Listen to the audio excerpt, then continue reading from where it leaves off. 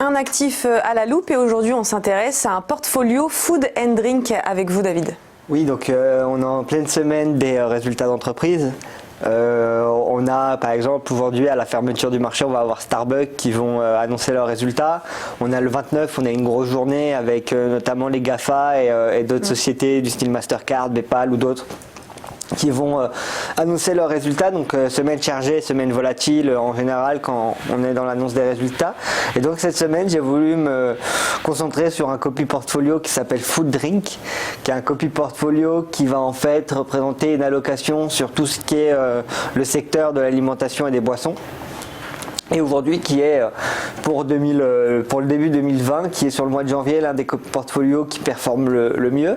Donc on performe depuis le début de l'année, on performe à 2,66% et l'année dernière on a fait une performance de 26,48%, ce qui est quand même assez intéressant parce que si on compare ça par rapport au drawdown, donc à la perte maximale de la stratégie, on peut voir déjà que le risque de la stratégie il est de 3, donc il a clairement le risque est en train de clairement diminuer au fur et à mesure des mois, et pour un drawdown de 7,09% annuellement, donc ce qui est quand même assez intéressant. Donc en fait ça va permettre à tous nos utilisateurs, s'ils le souhaitent, d'être exposés à, on a un portefeuille en fait à tout l'univers et à différentes sociétés qui vont opérer dans cet univers de nourriture et boissons. Donc on va retrouver dans le portefeuille, la composition du portefeuille, on va retrouver des sociétés comme Coca-Cola en majorité avec presque 30% du portefeuille qui est alloué sur Coca-Cola. On va retrouver ensuite son concurrent Pepsi, McDo, pour le coup McDo, les résultats seront le 29. On va retrouver Chipotle dans le copy portfolio où les résultats seront le 4 février.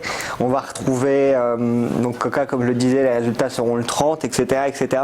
Donc ça risque d'être un portefeuille assez intéressant, étant donné que la plupart des entreprises qui sont à l'intérieur du copy portfolio vont annoncer leurs résultats. Ça pourra avoir un impact aussi bien positif ou négatif en fonction de l'annonce des résultats, étant donné que pour le moment, avec cette inquiétude du coronavirus et cette extension possible, ça sera intéressant de voir comment les entreprises vont sortir de cette situation.